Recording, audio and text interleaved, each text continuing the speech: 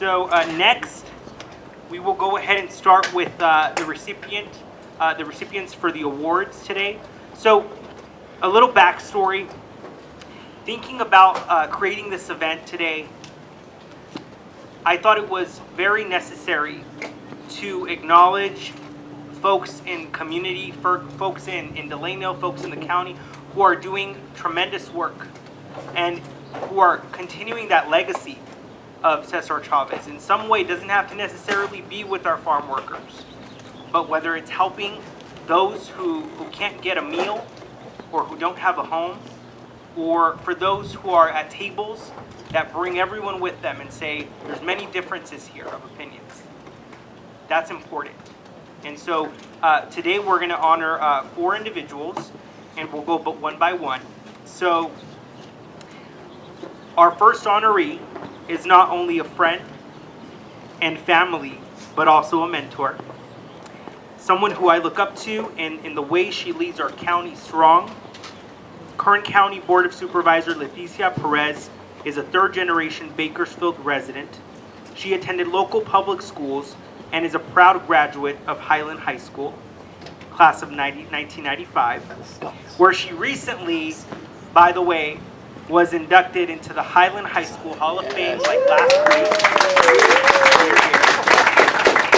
Leticia then went on to earn her bachelor's degree in Law and Society from UC Santa Barbara, before journeying to Indiana to fulfill her dream of obtaining a Juris Doctorate.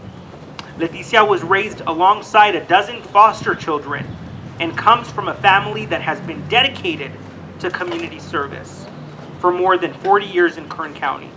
Following in her parents' footsteps, she has been active in political and social issues as well as philanthropic efforts as well. And the reason I chose to recognize Supervisor Perez on this special day is because, similar to Cesar Chavez, Supervisor Perez brings everyone to the table. She understands that the way to accomplish real issues in our county is by listening to all sides and having an open mind and always leading with love for thy neighbor. Supervisor Perez, please come forward.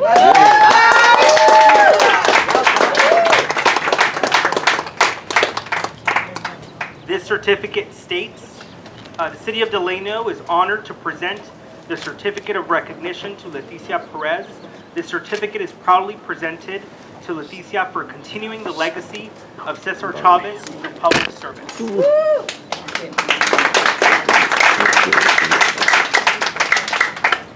Sal should know better than to give the mic to a politician, right?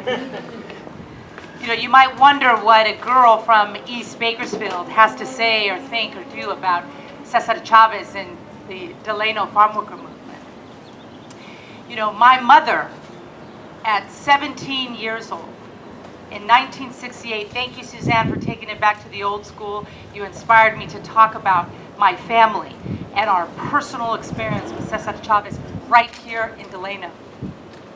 My mother at 17 was one of 9 girls. They were a very, very poor family. There was no father in the home, 9 girls, 1 boy. Very cynical in the 60s, not just about their own condition, but in the future of this country. It was a chaotic moment, a seemingly hopeless moment in American history. And my grandmother, inspired by Dolores Huerta, by Cesar Chavez, and the many, many, Larry Itliong, that lion, inspired by those people, those American citizens right here in Delano, my grandmother drugged my cynical teenage mother out to see Robert Kennedy come and break the fast with Cesar 50 years ago. Drug her here, and she sat there chewing her gum and folding her arms and said, what does this rich man know about us? What does he know about the suffering of workers in Delano? What does he know about no access to bathrooms? What does he know about no cold water? What could he possibly know? And there he stood, that ivory tower man, simple, in simple dress and not with a large entourage, shocking my mother and her sister at this great man who was so moved by Cesar, by Larry, right, by the many women, Dolores, so countless actors who made this possible. And she watched that man share love, share comprehension of basic humanity, one with another, and it changed her forever. She graduated from high school 2 months later, and she enrolled in the U.S. Army. In direction, in love, and in passion from those men who came here and said, ask not what is owed to you, ask what do we owe to our fellow brother, what do we owe to this great country. Locking arms with people from other parts of this country and this world, people who look different, who we should, in theory, not have a common place with. They found it there, right down the road here in Delano, California. And in that American spirit, in that moment, my mother enlisted in the U.S. Army, and she at Fort Benning, Georgia, learned to become a nurse. There she cared for amputees as they returned home from fighting 1,000,000 miles away. And it was there in her care and love for those amputees that she solidified in her heart that she would spend her years fighting for the underdog. And as a little girl, she would tell me, Leticia, the only way to live your life, the only righteous life to live, is that in service and in love and in care for the underdog. She believed it, she lived it her entire life, and she learned it right here in Delano, California. That is the truth. So Sal, I want to thank you for the opportunity to share with you. You asked me, what has Cesar Chavez done for me lately, right? Who is this guy? And why are we still talking about him? Today, many, many years later, the impact that he had by personal sacrifice, by living modestly, by not lining his pockets, by not serving his own interests, by not serving his own personal agenda, by locking arms with anyone and everyone who would recognize the simple dignity of humanity and how much the American spirit infused in those moments can change the world and does change the world. Thank you, Sal, for the opportunity. It is an honor to stand in the shadow of the Cesars of the world, of the Dolores, of the Suzannes, of the Susans, my mother, and the many other Americans inspired by these ideas right here in Delano, California. God bless you.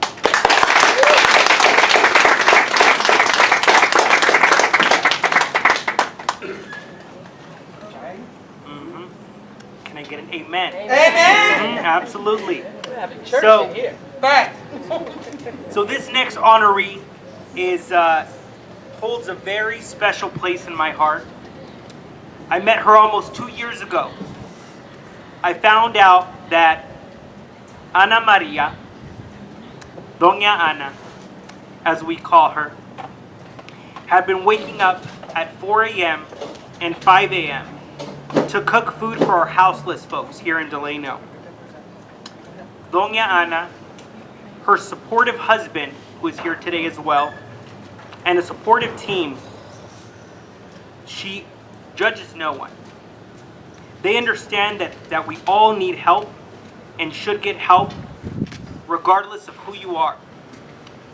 So please everyone help me welcome and recognize Ana Maria Perez Moreno de Arias, Doña Ana. I know that's right. That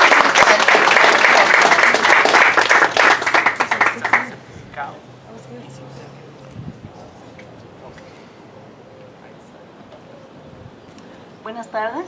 Buenas tardes. Lo siento mucho, yo tengo aquí desde que tenía 30 años, ya tengo 76, viviendo aquí en Delano. Y todavía no he aprendido inglés. Yo dije, ¿para qué quiero inglés? Que acá las viñas ni hablan. It's all right, we're gonna figure it out. Y por eso es que nomás sé hablar español. Mis hijos me querían enseñar cuando estaba chiquitos, cuando llegué aquí a este estado de los Estados Unidos. Entonces, dije, a mí háblenme en cristiano. A mí no me hablan inglés. Y yo tuve la culpa por no querer aprender con mis hijos. Traje 4 hijos de allá de México y aquí crecieron. Por la gracia de Dios, ¿verdad? Unido con mi esposo, Luis Arias, que está allá sentadito. Porque la unión hace la fuerza. Uno solo no puede hacer nada. Tampoco podría hacer nada a mis años si no fuera por el apoyo de él y de mi equipo que tengo. Gracias a Dios. Están aquí muchos de ellos que me ayudan para hacer lo que estamos haciendo ahorita. Tengo mucho en común como Cesar Chavez. Yo conocí a este gran hombre en persona, en la iglesia Señora de Guadalupe. Como les digo, aquí ya tengo un ratito, 30 años llegué de esa edad, pues ya tengo un rato aquí.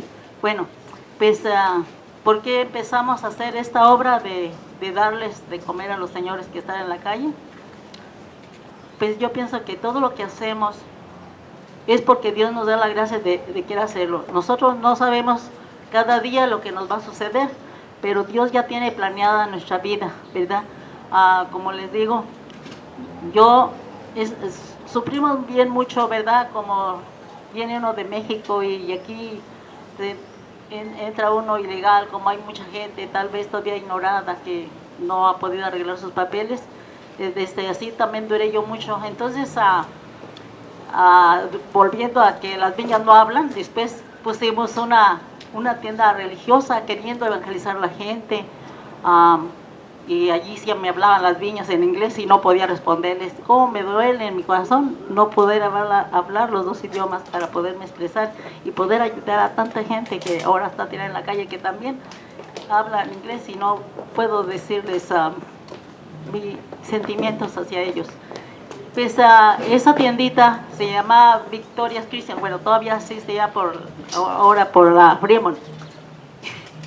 Se comió mi casa, porque cuando uno no tiene experiencia en tener un negocio, pues no sabe cómo manejar las cosas, las tarjetas de crédito y eso. Bueno, las tarjetas de crédito se comieron mi casa, mis victorias que tanto quería. Y me dijeron mis hijos, o la tienda o tu casa.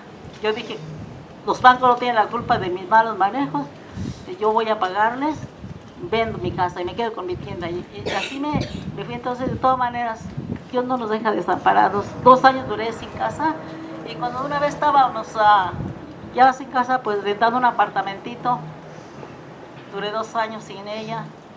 Y entonces iba pasando un señor que no vivía allí, eran 4 apartamentos y nos conocíamos todos. Y dice, ¿y este señor por qué se metió acá? Hasta brillaba de tanta mugre que traía. Entonces dije, no, este no vive aquí, este vive en la calle, mira cómo está de mugrosito. Cerré mis ojos y empecé a orar por él. Dije, pobrecito, este señor no tuvo un hermano Ramón para que le ayudara como yo tuve mi hermano. Cuando llegué aquí a California, él ya me tenía trabajo y me tenía mi apartamento. Y este pobrecito señor no tiene a nadie ni que le ayude. Orando así de esa manera,